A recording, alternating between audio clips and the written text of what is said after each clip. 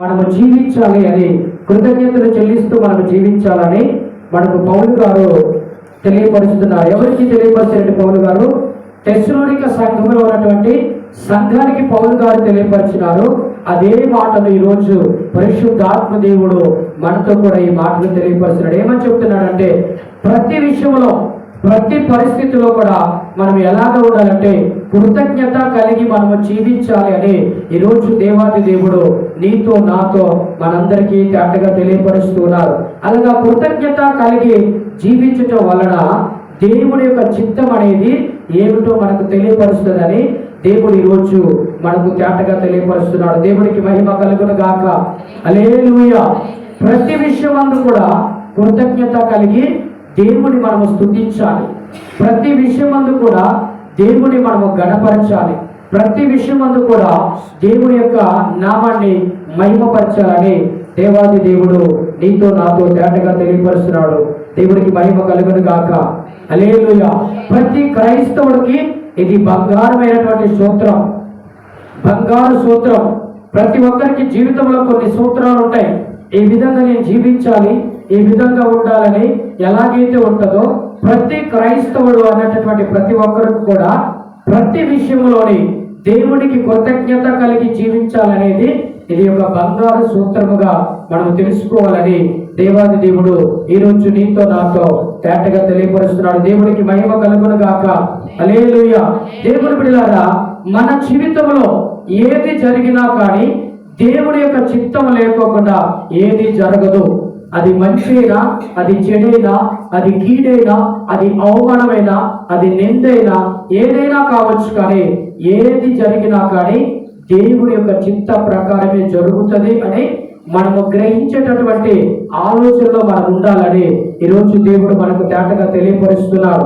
మనకు మేలు జరిగినప్పుడు దేవునికి కృతజ్ఞతలో, మేలు జరిగినప్పుడు దేవుడు నా పక్షాన ఉన్నాడు, దేవుడు నాతో ఉన్నాడు అని ఎలాగైతే చెప్పుకుంటున్నామో, మనకు కీడు జరిగినప్పుడు కూడా దేవుడు ఈ కీడు నుండి నాకు మేలును దయచేస్తాడు, ఈ కీడు నుండి నాకు ఆశీర్వాదాన్ని దయచేస్తాడని ఒక ఆలోచన మనము కలిగి ఉండాలని ఈ రోజు దేవుడు మనకి ఈ సందేశాన్ని తెలియపరుస్తున్నాడు. దేవుడికి మహిమ కలుగును గాక. హల్లెలూయా. హల్లెలూయా. దేవుని బిడ్డలారా, నీ జీవితంలో మంచి జరిగినప్పుడు దేవుని స్తుతించాలి. నీ జీవితంలో చెడు జరిగినప్పుడు దేవుని స్తుతించాలి. నీ జీవితంలో శుభకార్యం జరిగినప్పుడు దేవుని స్తుతించాలి. నీ జీవితంలో అవమానాలు జరిగినప్పుడు దేవుని స్తుతించాలి. దేవునికి స్తుతించి ఆయనకు కృతజ్ఞతాస్తుతులు చెల్లించాలని ఈ రోజు మనకు తేటగా తెలియపరుస్తున్నాడు. దేవుని బిడ్డలారా, స్తుతించటం వలన మనకు ఏమి ప్రయోజనం అంటే, స్తుతించటం వలన మన యొక్క పరిస్థితులన్నీ తారుమారైతాయి. మనకున్నటువంటి ఏ పరిస్థితులైనా, అది ఒకవేళ చెడు పరిస్థితి అయినా, ఒకవేళ గడ్డు పరిస్థితి అయినా, ఒకవేళ అవమాన పరిస్థితి అయినా, ఒకవేళ మరణకరమైన పరిస్థితి అయినా, ఏ పరిస్థితిలో మనం నిలబడ్డా కానీ మనము స్తుతించినప్పుడు ఆ స్తుతి అనేది మన యొక్క పరిస్థితిని మారుస్తుందని ఈరోజు దేవాది దేవుడు నీతో నాతో ప్రాటగా తెలియపరుస్తున్నాడు. రెండోదిగా, మనము దేవునికి ప్రతి విషయం అందు కృతజ్ఞత స్తుతులు చెల్లించటం వలన మనకు జరిగేది ఏంటంటే, మన యొక్క గమ్యం ఏమిటో దేవుడు మన గమ్యాన్ని తెలియపరుస్తాడు. మన యొక్క గతి మారుతుంది, మన యొక్క స్థితి మారుతుందని ఈ రోజు దేవాది దేవుడు నీతో నాతో తేటగా తెలియపరుస్తున్నాడు. దేవుడికి మహిమ కలుగును గాక. హల్లెలూయా. కాబట్టి దేవుని బిడ్డలారా, మనమందరం ఎలా ఉండాలంటే దేవుణ్ణి స్తుతించేటటువంటి బిడ్డలుగా మనం ఉండాలి. క్రైస్తవుడిగా ఉన్నటువంటి మనమందరం కూడా యేసుక్రీస్తు ప్రభువారిని మనము గణపరిచే విధముగా, యేసుక్రీస్తు ప్రభువారిని స్తుతించే విధముగా, యేసుక్రీస్తు ప్రభువారికి అన్ని వేళలా అన్ని పరిస్థితుల్లో కృతజ్ఞతలు చెల్లించేటటువంటి విధముగా మనము జీవించాలని ఈ రోజు దేవుడు నీతో నాతో తేటగా తెలియపరుస్తూ ఒక ప్రశ్న మనతో వేస్తున్నారు. మనము దేవుని స్తుతించేటటువంటి బిడ్డలుగా బ్రతుకుతున్నామా, లేకపోతే మనము దేవుని విషయంలో సరిగేటటువంటి బిడ్డలుగా ఉంటున్నామా అని ఈరోజు దేవుడు మనకు ఒక ప్రశ్న వేస్తూ ఉన్నాడు. కాబట్టి దేవుని బిడ్డలారా, ఈ ప్రశ్నకు మనము ఈ వాక్యం అయిపోయే లోపలనే దేవుని దగ్గర మనము సమాధానం తీసుకొని వెళ్ళాలి. ఎందుకంటే ప్రతి క్రైస్తవుడు ఎలాగ ఉండాలంటే దేవుని స్తుతించేటటువంటి బిడ్డగా ఉండాలి, దేవుని గణపరిచేటటువంటి బిడ్డగా ఉండాలి, దేవునికి అన్ని వేళలో అన్ని సమయాల్లో కృతజ్ఞత కలిగి జీవితాన్ని జీవించే విధముగా ఉండాలని దేవుడు తెలియపరుస్తున్నారు. మరి నీవు నేను మనమందరము దేవుని స్తుతించే వారిగా ఉన్నామా, లేకపోతే దేవుని విషయంలో సనిగే వారిగా మనం ఉన్నామా? ఒక్కసారి మనము ప్రశ్న వేసుకోవాలని ఈరోజు దేవుడు నీతో నాతో తేటగా తెలియపరుస్తున్నాడు. దేవుడికి మహిమ కలుగును గాక. బైబిల్లో తేటగా తెలియపరుస్తూ ఉంది. మనము ప్రతి దినము ప్రతి విషయంలో కూడా దేవునికి కృతజ్ఞతలు కలిగి దేవునికి స్తుతిస్తూ దేవుని నామాన్ని మహిమపరిచే విధంగా మనం ఉండాలని బైబిల్ మనకు తెలియపరుస్తుంది. ఒకవేళ మనం అలా ఉండకోకుండా సనిగే వారిగా ఉన్నామా, లేకపోతే దేవుని గణపరిచే వారిగా ఉన్నామా? ఒక్కసారి మనము పరిశీలన చేసుకోవాలని ఈరోజు దేవాది దేవుడు నీతో నాతో తేటగా తెలియపరుస్తున్నాడు. సనిగే వారిగా అంటే మనకు కష్టం వచ్చినప్పుడు, మనకు వేదన వచ్చినప్పుడు, మనకు నిందలు వచ్చినప్పుడు, మనకు ఏదైతే దేవుడు చేస్తాడనే ఆశతో మనం ఉన్నప్పుడు, ఆ పని మన జీవితంలో జరగనప్పుడు మనము ఎలాగ ఉంటామంటే దేవుని విషయంలో సరిగే విధముగా మనం ఉంటాం. అలా ఉండకూడదని ఈరోజు ప్రభు తెలియపరుస్తున్నాడు. బైబిల్లో మనం చూసినట్లయితే ఐగుప్తు దేశంలో ఉన్నటువంటి ఇజ్రాయేలు ప్రజలు ఎవరు? దేవుని యొక్క ప్రజలు. ఆ యొక్క దేవుని యొక్క ప్రజలు ఐగుప్తు దేశంలో ఉన్నారు. ఆ ఐగుప్తు దేశంలో బానిసత్వంలో ఉన్నారు. ఆ ఐగుప్తు దేశంలోని ఆ బానిసత్వంలో ఉంటూ అక్కడ ఉన్నటువంటి రాజు ఏం చేస్తున్నాడంటే వారి శ్రమను దోపిడీ చేస్తున్నారు. వారి శ్రమను దోపిడీ చేస్తూ వారిని అవమానపరుస్తూ వారిని నిందిస్తూ ఉన్నటువంటి ఆ ఇశ్రాయేలు ప్రజలను దేవుడు విడిపించాలనే ఆలోచన కలిగి ఏం చేస్తున్నాడంటే ఆ యొక్క దైవ సేవకుడైనటువంటి మోసేను ఆ యొక్క ఐగుప్తు దేశానికి పంపించి ఇజ్రాయేలు ప్రజలను ఆ యొక్క బానిసత్వం నుండి, ఆ యొక్క నిందల నుండి, ఆ అవమానం నుండి, ఆ కష్టం నుండి విడిపించడానికి మోసేను పంపించినప్పుడు మోసే ఐగుప్తు దేశంలో నుండి ఆ యొక్క ఇజ్రాయేలు ప్రజలను తోడుకొని వచ్చినప్పుడు అరణ్యములోని వారికి కానాను దేశంలోనికి వెళ్ళటానికి అరణ్యములో ప్రయాణం జరుగుతూ ఉన్నది. దేవుని బిడ్డలారా ఒక్కసారి గమనించండి. ఐగుప్తులో ఉన్నప్పుడు ఈ యొక్క ఇశ్రాయేలు ప్రజలు కష్టంలో ఉన్నారు. ఐగుప్తులో ఉన్నప్పుడు ఈ ఇశ్రాయేలు ప్రజలు అవమానంలో ఉన్నారు. ఐగుప్తులో ఉన్నప్పుడు ఈ ఇశ్రాయేలు ప్రజల యొక్క ప్రాణము విసుగు చెందిందనమాట. ఇక మమ్మల్ని ఆదరించేవారు లేరా, ఇక మమ్మల్ని బలపరిచేవారు లేరా, ఇక మమ్మల్ని స్థిరపరిచేవారు లేరా అని ఆలోచనతోటి ఒక ఆలోచన కలిగి సతమతమై ఉన్నటువంటి పరిస్థితిలో దేవుడు వారిని గ్రహించి వారిని విడిపించినాడు. ఆ యొక్క ఐగుప్తు దేశంలో నుండి, ఐగుప్తు దేశం అనగా పాపానికి సాదృశ్యము.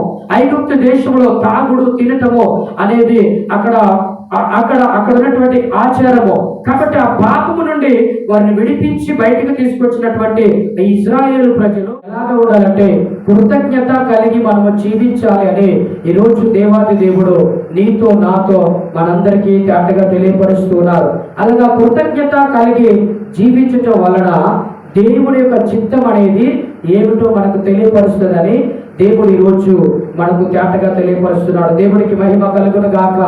హల్లెలూయా. నీ జీవితంలో శుభకార్యం జరిగినప్పుడు దేవుణ్ణి స్తుతించాలి. నీ జీవితంలో అవమానాలు జరిగినప్పుడు దేవుణ్ణి స్తుతించాలి. దేవునికి స్తుతించి ఆయనకు కృతజ్ఞతాస్తుతులు చెల్లించాలని ఈరోజు మనకు తేటగా తెలియపరుస్తున్నాడు. దేవుని బిడ్డలారా, స్తుతించటం వలన మనకు ఏమి ప్రయోజనం అంటే స్తుతించటం వలన మన యొక్క పరిస్థితులన్నీ తారుమారైతాయి. మనకున్నటువంటి ఏ పరిస్థితులైనా, అది ఒకవేళ చెడు పరిస్థితి అయినా, ఒకవేళ గడ్డు పరిస్థితి అయినా, ఒకవేళ అవమాన పరిస్థితి అయినా, ఒకవేళ మరణకరమైన పరిస్థితి అయినా, ఏ పరిస్థితిలో మనం నిలబడ్డా కానీ మనము స్తుతించినప్పుడు ఆ స్తుతి అనేది మన యొక్క పరిస్థితిని మారుస్తుందని ఈరోజు దేవాది దేవుడు నీతో నాతో కరెక్ట్గా తెలియపరుస్తున్నాడు. రెండోదిగా మనము దేవునికి ప్రతి విషయం అందు కృతజ్ఞత స్తుతులు చెల్లించటం వలన మనకు జరిగేది ఏంటంటే మన యొక్క గమ్యం ఏమిటో దేవుడు మన గమ్యాన్ని తెలియపరుస్తాడు. మన యొక్క గతి మారుతుంది, మన యొక్క స్థితి మారుతుందని ఈరోజు దేవాది దేవుడు నీతో నాతో తేటగా తెలియపరుస్తున్నాడు. దేవుడికి మహిమ కలుగును గాక. హల్లెలూయా. కాబట్టి దేవుని బిడ్డలారా, మనమందరం ఎలా ఉండాలంటే దేవుణ్ణి స్తుతించేటటువంటి బిడ్డలుగా ఉంటాడు. ఈ కీడు నుండి నాకు ఆశీర్వాదాన్ని దయచేస్తాడని ఒక ఆలోచన మనము కలిగి ఉండాలని ఈ రోజు దేవుడు మనకి ఈ సందేశాన్ని తెలియపరుస్తున్నాడు. దేవుడికి మహిమ కలుగును గాక. హల్లెలూయా, హల్లెలూయా. దేవుని బిడ్డలారా, నీ జీవితంలో మంచి జరిగినప్పుడు దేవుని స్తుతించాలి. నీ జీవితంలో చెడు జరిగినప్పుడు దేవుని స్తుతించాలి. నీ జీవితంలో శుభకార్యం జరిగినప్పుడు దేవుని స్తుతించాలి. నీ జీవితంలో అవమానాలు జరిగినప్పుడు దేవుని స్తుతించాలి. దేవునికి స్తుతించి ఆయనకు కృతజ్ఞతాస్తుతులు చెల్లించాలని ఈ రోజు మనకు తేటగా తెలియపరుస్తున్నాడు. దేవుని బిడ్డలారా, స్తుతించటం వలన మనకు ఏమి ప్రయోజనం అంటే, స్తుతించటం వలన నాకు దేవుడు ఇల్లిచ్చినాడని కృతజ్ఞతాస్తుతులు స్తోత్రాలు చెల్లిస్తాం. అదే విధముగా మంచి ఆరోగ్యం ఇచ్చినప్పుడు దేవుడు నాకు మంచి ఆరోగ్యం ఇచ్చినాడని కృతజ్ఞతాస్తుతులు స్తోత్రాలు చెల్లిస్తూ ఉంటాం. అదే విధముగా ఇంకా ఎన్నో ఆశీర్వాదాలు ఉన్నాయి. ఇవన్నీ కూడా శారీరక సంబంధించినటువంటి ఆశీర్వాదాలు. ఇవి పొందుకున్నప్పుడు మాత్రమే మనము దేవునికి కృతజ్ఞత కలిగి కృతజ్ఞత అర్పణ చెల్లిస్తూ దేవుడి నామాన్ని మహిమపరుస్తూ ఉన్నాం. కానీ దేవుడు ఏమని చెప్తున్నాడంటే, అపోస్తలుడైనటువంటి పౌలు గారి ద్వారా మనకేం చెప్తున్నాడంటే, అన్ని పరిస్థితుల్లోని అన్ని విషయంలోని మనము దేవుణ్ణి స్తుతించాలి, దేవుని గణపరచాలి, దేవునికి కృతజ్ఞత కలిగి మనము జీవించాలని ఈరోజు దేవుడు నీతో నాతో తేటగా తెలియపరుస్తున్నాడు. దేవుడు బిడ్డలారా, పంట పండినప్పుడే దేవుని స్తుతించడం కాదు, పంట నాశనమైనప్పుడు కూడా మనము దేవుని స్తుతించాలి. అదే విధముగా ఉద్యోగము మనము వస్తుందని అనుకున్నప్పుడు, ఉద్యోగము రానప్పుడు కూడా దేవుని మనము స్తుతించాలి. మనకు స్థలము వస్తుంది అనుకున్నాము, స్థలము రానప్పుడు కూడా దేవుడు మనము స్తుతించాలి. లోను రానప్పుడు దేవుని స్తుతించాలి, ఇల్లు లేనప్పుడు దేవుని స్తుతించాలి, మన ఆరోగ్యం బాగలేనప్పుడు దేవుని స్తుతించాలి, మన స్థితిగతులు దీన స్థితిలో ఉన్నప్పుడు కూడా మనము దేవుని స్తుతించాలి. ఎల్లవేళలా మనము దేవుని స్తుతించే విధంగా మనము ఉండాలని ఈరోజు దేవుడు నీతో నాతో తేటగా తెలియపరుస్తున్నాడు. ఎందుకో తెలుసా? ఆ పంట నాశనం కావడానికి కారణం ఏమిటంటే, నీకు గనుక ఒకవేళ పంట ఎక్కువగా ఇస్తే ఆ పంట ద్వారా నీకు నాశనం ఎక్కువ ఉంటుంది. ఆ పంట ద్వారా, ఆ పండేటటువంటి పంట ద్వారా ఏదో నీకు నష్టం రాబోతుందని దేవుడు నీకు ఎంతవరకైతే ఇవ్వాలో అంతవరకే నీకు దయచేస్తాడు. ఒకవేళ నువ్వు ఇల్లు కట్టుకోవాలని ఆశపడినప్పుడు, నీకు చిన్న స్థలమే ఉందనుకున్నప్పుడు, నాకు ఈ చిన్న స్థలం వద్దు, పెద్దది కావాలి, పెద్ద ఇల్లు కావాలని నువ్వు ఆశపడుతూ ఉన్నప్పుడు, ఒకవేళ పెద్ద ఇల్లు నువ్వు కట్టుకోవాలని ఆశపడితే నువ్వు అప్పులు పాలైపోతావని దేవుడు గ్రహించి ఆ ఇల్లు కూడా కట్టుకోకుండా ఒక్కోసారి తానే ఆపు చేస్తాడు.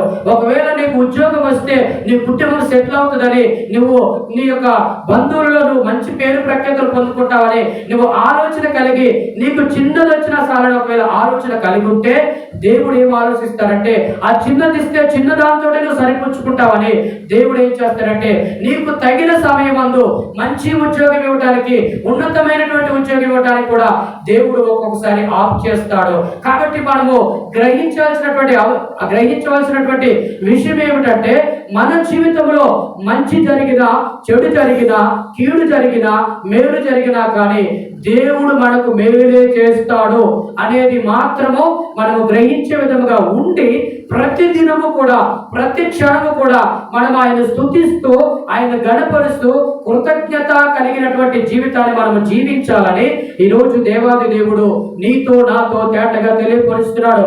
ఒకవేళ దేవుడు మనకి ఇస్తానన్నది ఇవ్వలేదని మనము దేవుడి మీద సనుక్కుంటూ, మనము దేవుడి మందిరానికి రాకోకుండా, ప్రార్థనలో గడపకోకుండా, దేవుడితో సహవాసం చేయకోకుండా, దేవుడి యొక్క ఆత్మ కార్యములు వినుకోకుండా, దేవుడు చెప్పేటటువంటి స్వరాన్ని వినుకోకుండా, దేవుడు చెప్పేటటువంటి దర్శనాలను వినుకోకుండా, దేవుడి యొక్క ఆత్మ కార్యములకు దూరంగా ఉంటూ ఒకవేళ మనము సనుగుతూ గొడుగుతూ ఉన్నట్లయితే, దేవుడు జ్ఞాపకం చేస్తున్నటువంటి మాట ఏంటంటే, అరణ్యంలో ఉన్నటువంటి ఆ యొక్క ఇశ్రాయేలు ప్రజలు సనుగుతూ గొడుగుతూ ఉన్నప్పుడు దేవుడు వారిని అందరినీ ఏం చేశాడో తెలుసా? ఆ కానాను దేశానికి వెళ్ళకోకుండా అక్కడే హతమార్చినాడు. అంటే మనము దేవుడిని అసహించేటటువంటి బిడ్డలుగా మనం ఉండకూడదు. అన్ని విషయాల్లో కూడా మనము దేవుని స్తుతించే విధముగా, దేవుని గణపరిచే విధముగా మనము బ్రతకాలని ఈ రోజు దేవుడు నీతో నాతో తేటగా తెలియపరుస్తున్నాడు. దేవుడికి మహిమ కలుగును గాక. దేవుడి బిడ్డలారా, దావీదు మహారాజు తెలియపరుస్తున్నటువంటి మాట ఏంటంటే, కీర్తన 92:1 ప్రకారము మనము ప్రతిదినము యెహోవాను స్తుతించుట మంచిది అంటున్నాడు. యెహోవాను స్తుతించుట మంచిది అంటున్నాడు. ప్రతి దినము కూడా యెహోవాని మనము స్తుతించాలి. ప్రతి దినము కూడా మనల్ని సృష్టించినటువంటి దేవుడికి కృతజ్ఞతలు కలిగి మనము జీవించాలని దేవాది దేవుడు నీతో నాతో తేటగా తెలియపరుస్తున్నాడు. చదువుతారా మాటలు ఒకసారి? యెహోవాను స్తుతించుట మంచిది, యెహోవాను స్తుతించుట మంచిది, మహోన్నతుడా నీ నామమును కీర్తించుట మంచిది. యెహోవాను స్తుతించుట మంచిది. ఎందుకు మంచిది అంటే ఆయన నిన్ను నన్ను ఆయన ఎరిగినటువంటి దేవుడు, నీ కోసము నా కోసము ఆయన ప్రాణం పెట్టినటువంటి దేవుడు, నీ కోసము నా కోసము ఆయన సమస్తాన్ని మన కోసం దారపెట్టినటువంటి దేవుడు, ఆయన వెలపెట్టి మనం కొనుక్కున్నటువంటి దేవాది దేవుడు. కాబట్టి మన మంచి కోరుకునేటటువంటి తండ్రి ఆయన, మన కోసము ప్రాణం పెట్టినటువంటి మన తండ్రి అయినటువంటి దేవుడు. కాబట్టి ఆయనకు మనం ఎల్లవేళలా కూడా మనం ఏం చేయాలి? కృతజ్ఞతలు కలిగి ఆయన స్తుతిస్తూ గణపరిచే విధముగా మనము బ్రతకాలని దేవాది దేవుడు ఈరోజు నీతో నాతో తేటగా తెలియపరుస్తున్నాడు. దేవుడికి మహిమ కలుగును గాక. ఎఫెసీ పత్రిక 5వ అధ్యాయము 20వ వచనంలో మనం చూసినట్లయితే అక్కడ కూడా మనకు తెలియపరుస్తుంది, అన్ని విషయంలో కూడా మనము దేవుని మనము స్తుతించాలి, అన్ని విషయంలో కూడా దేవుని మనము గణపరచాలి, అన్ని విషయంలో కూడా దేవుడికి మనకు కృతజ్ఞత కలిగి మనము జీవించాలని అక్కడ మనకు తేటగా తెలియ